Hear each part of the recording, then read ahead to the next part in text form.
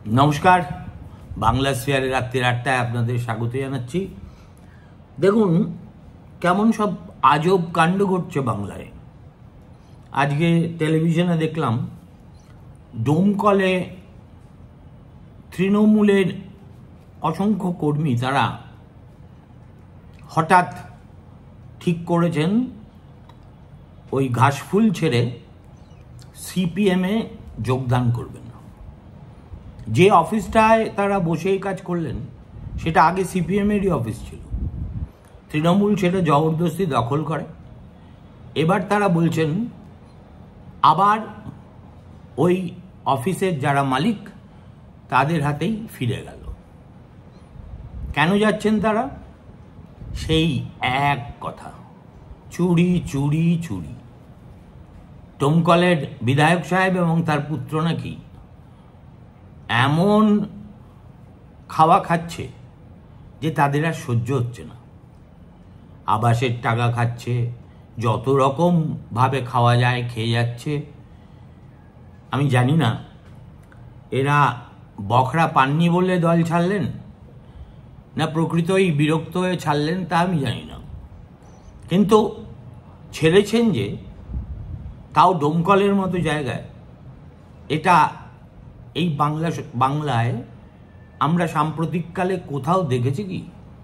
CPM থেকে BJP যায় দেখেছি, সিপিএম থেকে তৃণমূলে আসে তাও দেখেছি, কিন্তু সিপিএমের এই মাগ্গিগন্ডার বাজারে একদল তৃণমূলই ফিরে যাবেন সিপিএমে, এইরকম একটা দৃশ্য আমাদের এই দিদিশাসিত বাংলায় কাল পর্যন্ত অকল্পনীয় ছিল। সুতরাং আপাতত এই ঘটনার গুরুত্ব প্রতীকী, কিন্তু এটা যদি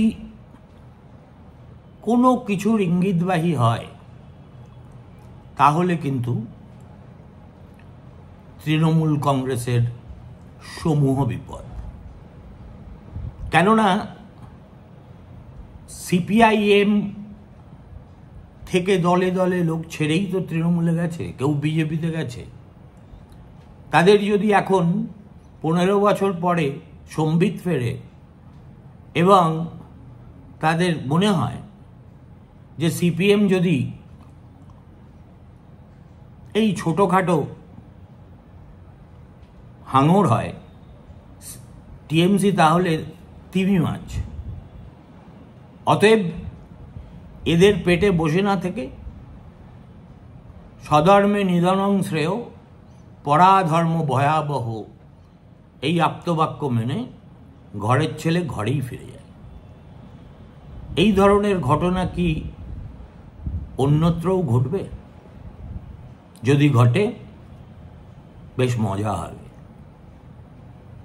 দ্বিতীয় নম্বর, জলপাইগুড়ি তৃণমূলের সংখ্যালঘু সেলের নেতা, নামটা মনে পড়ছে না, তিনি দেখলাম সাংবাদিকদের বলছেন যে আমাদের জন্য দল এ তল্লাটে মুসলিম ভোট পায়, কোথাও 20%, কোথাও 30%, কিন্তু এখানে যে তৃণমূলের নেতৃত্ব আছেন তারা আমাদের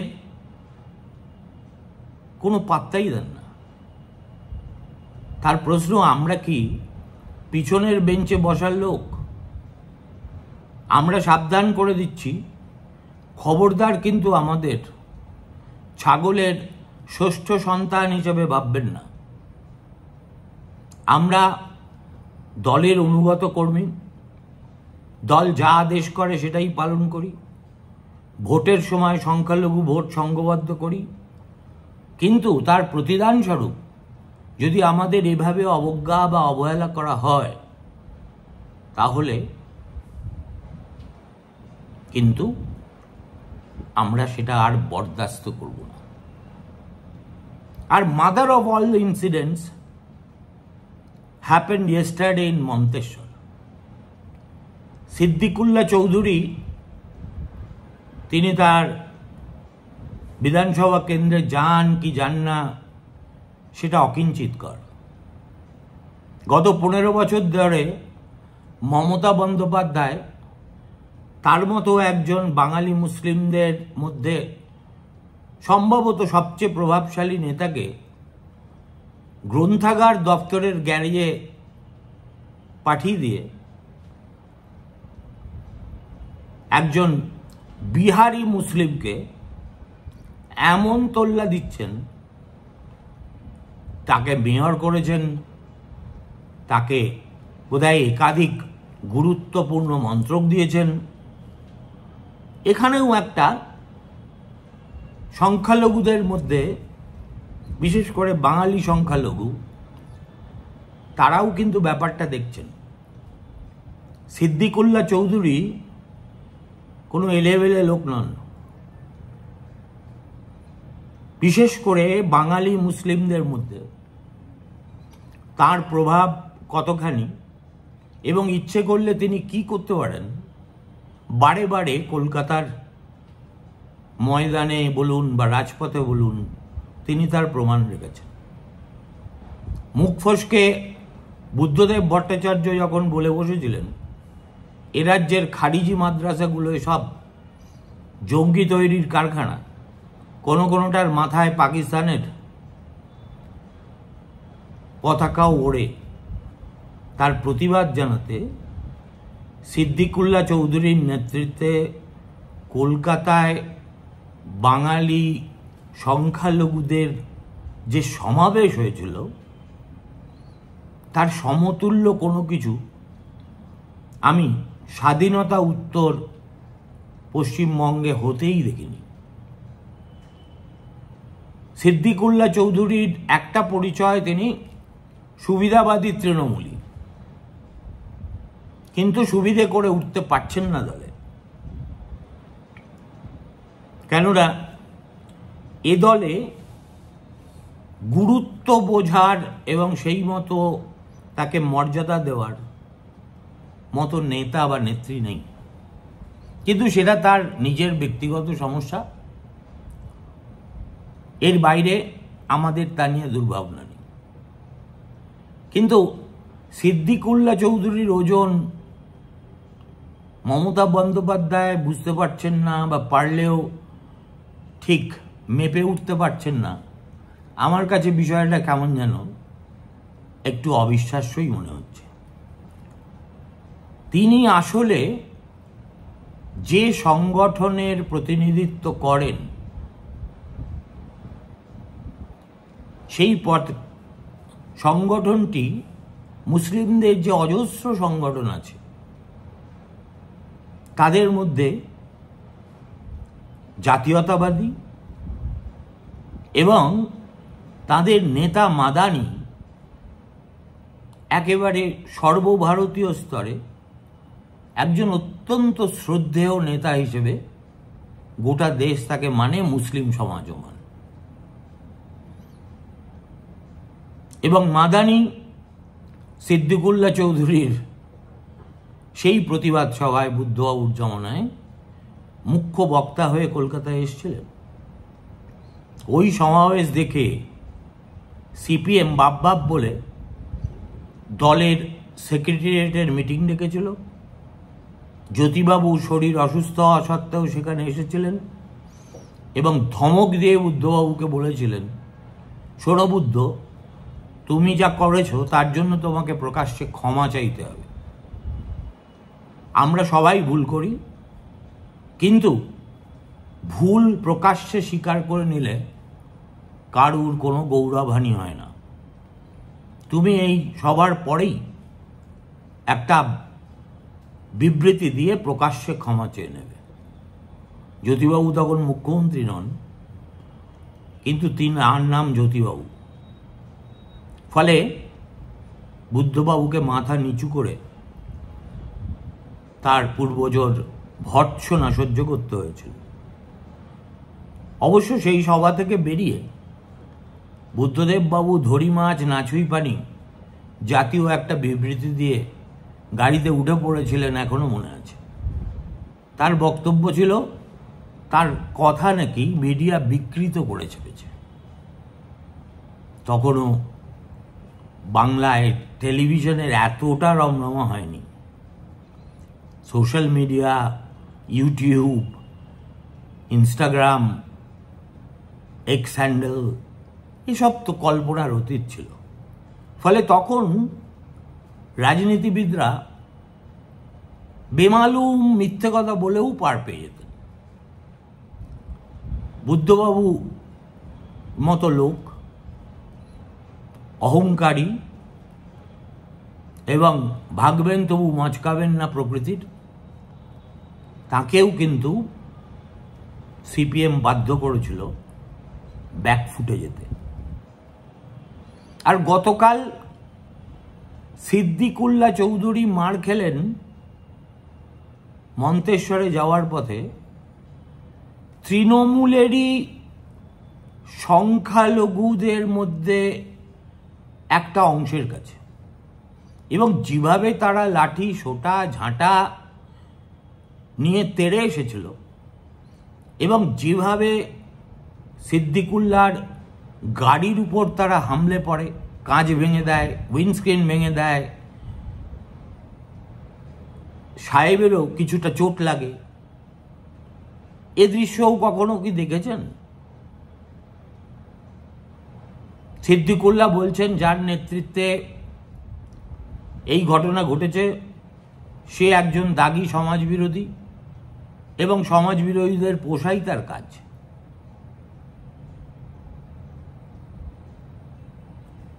সে তো বটেই, নইলে কেউ পুলিশের নাকের ডগায় এ ধরনের কাজ করতে পারে? সংখ্যালঘু সম্প্রদায়ের একজন বর্ষীয়ান সম্মাননীয় নেতা প্রকাশ্য রাজপথে দিনের আলোয় তৃণমূলেরই আরেক সংখ্যালঘু নেতার জমায়েত করা গুন্ডাদের দ্বারা আক্রান্ত হলেন। সিদ্দিকুল্লাহ সাহেব গতকাল প্রচণ্ড রেগে গেছিলেন। তিনি বলেছিলেন এভাবে যদি চলে তাহলে তৃণমূলে আমি থাকবো কি না সেটা ভেবে দেখতে হবে।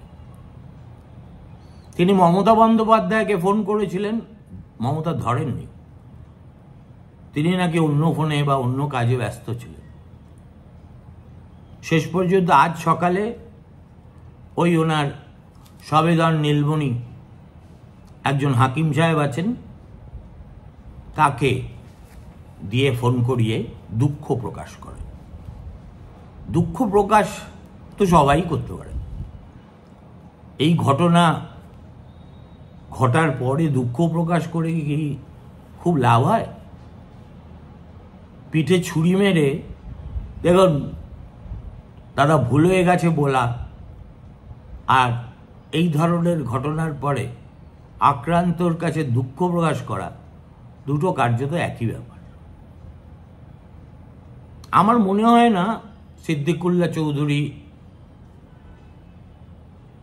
সত্যিই তৃণমূল ছাড়বেন বা এই ধরনের কোনো পরিকল্পনা তার আছে, কিন্তু কোথাও যেন হাওয়ায় একটা নড়বড়ে ভাব দেখা যাচ্ছে টিএমসির সংগঠনের অন্দরে এবং বিশেষ করে সংখ্যালঘুদের ভিতরে। এই যে সেদিন কালীগঞ্জে বাচ্চা তমান্নার মৃত্যু হলো, সেও তো সংখ্যালঘু বনাম সংখ্যালঘুর লড়াইতেই। যারা মারল তারা দাগী অপরাধী, তৃণমূলী বলে আগাগোড়া ছুটকারা পেয়ে এসছেন, আর যারা আক্রান্ত হলেন তারা সিপিএম এর সমর্থক, কিন্তু উভয়ই সংখ্যালঘু। আপনারা জিজ্ঞেস করতে পারেন হচ্ছেটা কি? কিছুই হচ্ছে না। আমি যতটুকু মমতা বন্দ্যোপাধ্যায়কে চিনি, তিনি আসলে এই তৃণমূল রক্ষার প্রশ্নে একজন আপাদমস্তক ভীতু সম্প্রদায়ের নেত্রী। নইলে পরপর কয়েকটা ঘটনা দিকে তাকান, আপনারা বুঝে যাবেন আমি ঠিক কি বলতে চাই। বীরভূমের বাঘ অনুব্রত মণ্ডল এই তো সেদিন একজন পুলিশ অফিসারকে মাঝরাতে ফোন করে তার মা মাসি উদ্ধার করে যেসব কথা বলেছিলেন সেগুলো যে শুধু অশ্লীল সে তো নয়, সেটা একটা উর্দির অপমান। কিন্তু বাংলার পুলিশ দিদির মোহজালে কেমন নপুংসক হয়ে গেছে দেখুন। তারা প্রায় কৃষ্ণের জীবের মতো ব্যবহার করেন।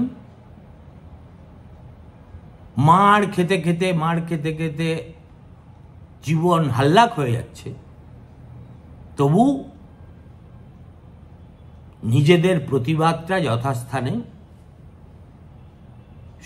দেখানো সাহসটুকু পর্যন্ত তারা হারিয়ে ফেলেছে। এটা গেল একদিক, কিন্তু বাবু কেষ্টর কি শেষ পর্যন্ত কিছু হলো না? কেন বলুন? ভোট আসছে, দিদির ভয় কেষ্ট যদি বিজেপিতে চলে যায়। এই যে বিজেপির জুজু দেখিয়ে তিনি মুসলমানদের ভোট কাড়েন, আবার নিজেও বিজেপির জুজু দেখে দলের মধ্যে যত গুন্ডা বদমাশ ধর্ষক আছে সকলকে আগলে রাখেন, পাশে তারা বিজেপি চলে যায়। দেখুন, এই disproportionate importance of BJP in Bengal politics. ৭৭টা আসনে জিতেছে, কমতে এখন কত হয়েছে আমি বলতে পারবো না, কিন্তু তাদের সম্পর্কে মমতা বন্দ্যোপাধ্যায়ের ভীতি কিন্তু একটা চূড়ান্ত রকমের।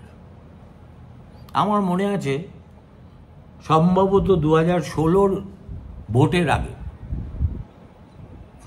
তৃণমূলের তালিকা প্রকাশিত হওয়ার পরে আমি তাজ্জব হয়ে দেখলাম সেখানে এমন অনেক লোকের নাম আছে, টিকিট দেওয়া হয়েছে, যারা হিস্ট্রি শিটার। আমি মুখ্যমন্ত্রীকে জিজ্ঞেস করেছিলাম, আপনি এদের বিরুদ্ধে কোনো ব্যবস্থা নিলেন না কেন? যেহেতু এটা ফর্মাল ইন্টারভিউ ছিল না, 1-to-1 কথা হচ্ছিল ব্যক্তিগত স্তরে, ফলে আমি কখনো এ নিয়ে লেখালেখি করিনি, বলিও নি। আজকে অবকাশ হচ্ছে বলে বলছি, এবং অনেক দিন হয়ে গেছে বলে বলছি। মমতা আমাকে বললেন, সুমনদা, আমি যদি এদের টিকিট না দিতাম এরা সবাই বিজেপিতে চলে যেত। আমি শুনে তাজ্জব। 2011 সালে বাংলা কাঁপিয়ে যিনি রাজ্যের মুখ্যমন্ত্রী হয়েছেন, 5 বছর পরেই তিনি বিজেপি জুজুতে এইভাবে আক্রান্ত। পর যত অপরাধের ঘটনা ঘটেছে তার মধ্যে একমাত্র এই নরাধম মনোজিৎ ছাড়া অন্য কারো ক্ষেত্রে টিএমসি কিন্তু সত্যিকারের শাস্তিমূলক ব্যবস্থা বলতে যা বোঝায় তা নেওয়ার সাহস দেখায়নি। আবার আত্মপক্ষ সমর্থনে হাকিম সাহেব বলছেন যে আচ্ছা, বিজেপি দলে যখন এরকম ঘটনা ঘটে আপনারা কি এইভাবে ঝাঁপিয়ে পড়েন? কি বলবো বলুন তো? একেই তো পার্টিটাকে দেখলে মনে হচ্ছে একদা কার্ল মার্কসের যে স্লোগান ছিল যে দুনিয়ার মজদুর এক হও, তোমাদের শৃঙ্খল ছাড়া আর কিছু হারানোর নেই। তৃণমূল আজ একটা অঘোষিত দুনিয়ার ধর্ষক এক হও দলে পরিণত হচ্ছে। আজকেই মালদাতে এই যে 21 সালের ভোট পরবর্তী হিংসার প্রথম সাজা ঘোষণা হয়েছে। যাকে সারা জীবনের কারাদণ্ড দেওয়া হয়েছে তিনি একজন প্রাক্তন শিক্ষক, প্রাক্তন সিপিএমও বটে। একটি নাবালিকাকে ধর্ষণ করেছিলেন, তার অপরাধ ছিল তার পরিবার বিজেপির সমর্থক। তাকে কিন্তু সিপিএম, তৃণমূল কংগ্রেস গত 4 বছরে দল থেকে বের করে দেওয়ার সময় পায়নি বা প্রয়োজনও বোধ করেনি। আজকে বিচার বিভাগ ধর্মের কল বাতাসে নড়িয়ে তাকে উচিত সাজা দিয়েছে। তা নিয়ে হয়তো আমি পরে একটা ভিডিও করব, কখন করব সেটা এক্ষুনি বলতে পারছি না।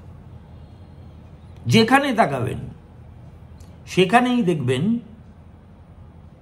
অপরাধীদের একেবারে নিরুপায় না হলে মমতা দেবী কোনো ব্যবস্থা নেন না, পুলিশকে ব্যবস্থা নেওয়া থেকে নিরস্ত করেন এবং সংশ্লিষ্ট থানায় যথাস্থান থেকে ফোন চলে যায়, প্লিজ ডোন্ট ডু এনিথিং।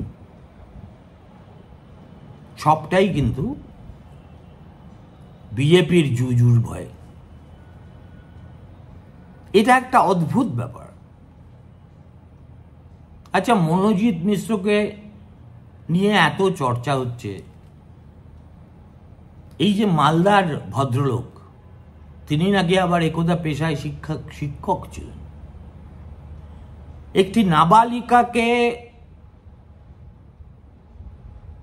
ধর্ষণ করেছেন এবং 21 জন সাক্ষী আছে। তৃণমূল কংগ্রেসের মনে হলো না যেই বৃদ্ধ নরাধমকে ওই কালিয়াচকের গঙ্গায় বিসর্জন দেওয়া উচিত? তাছাড়া আরও যেসব মুসলিম দুষ্কৃতীরা গোটা রাজ্য জুড়ে কোরেকম্মে খাচ্ছে, তাদের পাঁচালি যদি বলতে শুরু করি তাহলে রাত কাবার হয়ে যাবে। আমার বলার কথা এই যে কোথাও যেন একটা তাল কেটে যাচ্ছে, সুর কেটে যাচ্ছে, ছন্দ কেটে যাচ্ছে। 15 বছর তো কম সময় নয়। ধাপ্পার রাজনীতির একটা এক্সপায়ারি ডেট থাকেই থাকে। সেই এক্সপায়ারি ডেটটা কি চলে এলো? নইলে এত সব আজব ব্যাপার চোখের সামনে আমরা ঘটতে দেখছি কেন? The only thing constant in life is change. But the only thing constant which does not change is our chief minister's panic and paranoid reaction about large-scale desertion from our party. এতই অনুগত। সুতরাং আমি ইচ্ছে করেই আজকের এই এপিসোডের নাম দিয়েছি ভাঙনেরও জয়গান গাও, রবীন্দ্রনাথের গান থেকে। শেষ পর্যন্ত আমার দুর্বলতা হলো রবীন্দ্রনাথ, আর আমি এই লোভগুলো সইতে পারি না। আমাকে যারা ইউটিউবের বড় বড় মাতব্বর, তারা প্রায়ই বলে, দাদা আপনার শিরোনামগুলো এত এসোটেরিক যে সাধারণ মানুষ বুঝতেই পারে না। পারে না। সাধারণ মানুষের জন্য মমতা বন্দ্যোপাধ্যায়, ববি হাকিম, কেষ্টমণ্ডল আছেন। আমাকেও সেই দলে নাম বেরাতে হবে এমন মাথার দিব্যি তো আমি কাউকে দিইনি। নমস্কার, ভালো থাকবেন। ফিরে আসছি 9টায়।